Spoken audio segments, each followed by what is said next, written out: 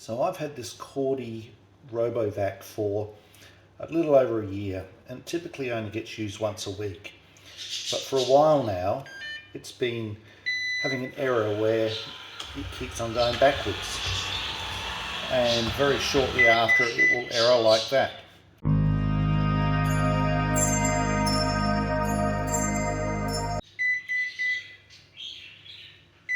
So a gentle, persuasive touch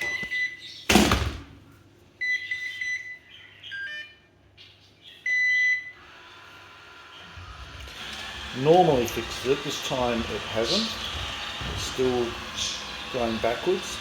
So I thought I'd pull it apart and try and work out what's going wrong with it. Now what better place to do this than on the kitchen bench. Just get dinner ready first. Nice slow cooked mango chicken.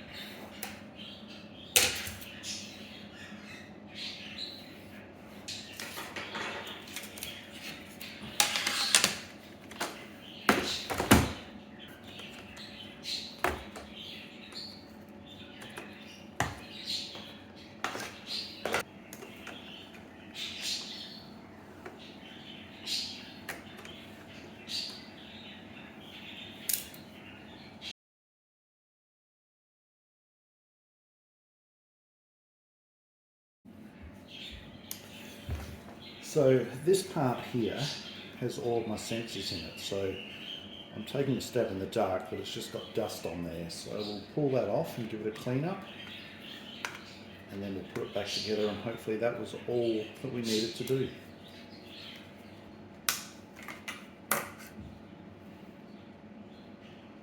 So these here are my infrared, definitely data receivers. Here we have some infrared lights and receivers. So what I'm going to do is just go through, get a cotton tip, I'll clean each of those up. So those are to receive the information from the remote control there and there.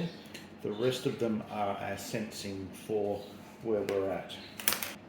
If we have a look inside there, you can see that there is a fair bit of dust. It's clearish at the points of the sensors, but there is dust all the way across there, so I'll clean that up as well.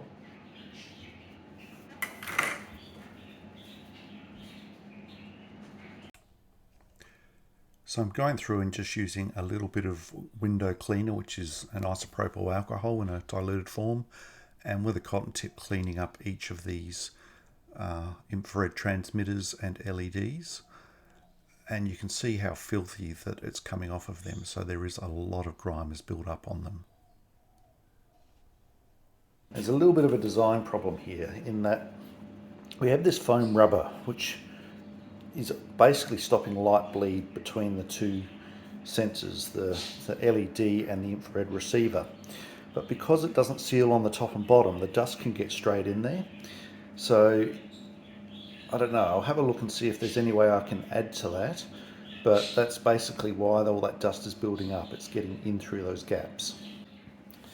Now a little bit of a tip here, when you're putting self-tapping screws back into plastic, you don't just want to go straight in, because what you'll do is you'll cut a new groove into the piece of plastic.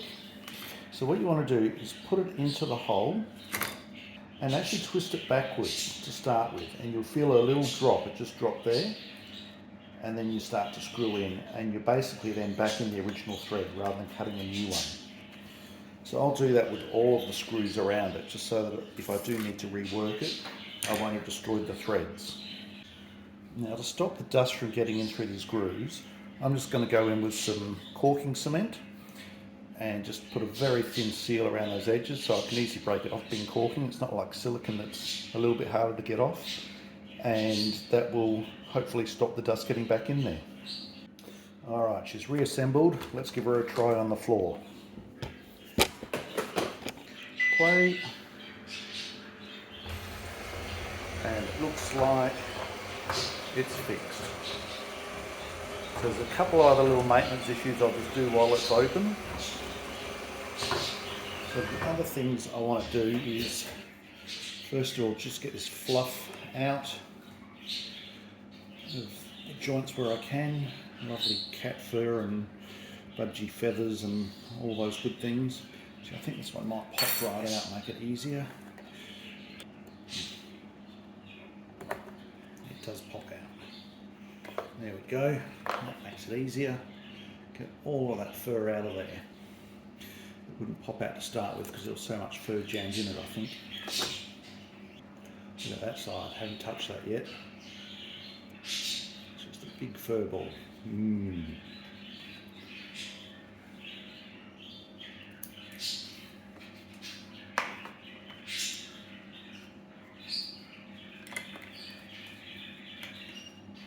Yum, yum.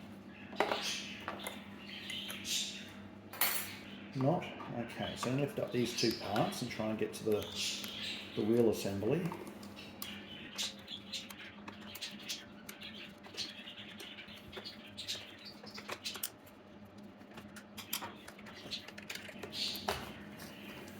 Okay, so here is my wheel assembly, which has a spring onto the side and a plug for the sensor board.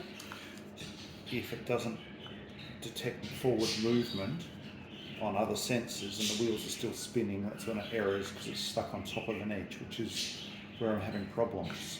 So there isn't any way of me getting more height, but what I might be able to do is add more grip.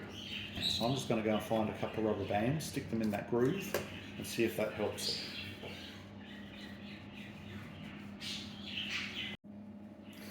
I couldn't find any rubber bands, which is kind of surprising, but I have this grafting tape and I'm just going to stretch that into the middle.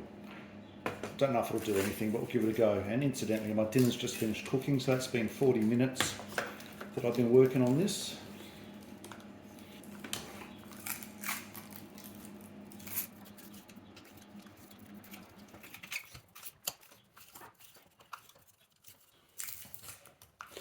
So I guess the upside of this is I can very easily just chop it off. It makes no difference, but I can feel that. That's actually more slippery, so that ain't going to work at all. So we'll forget that idea. And we'll just go back to how it was and put up with it getting stuck on little silly lips. I might have made a little bit of a mess with the caulking cement. Don't tell the wife.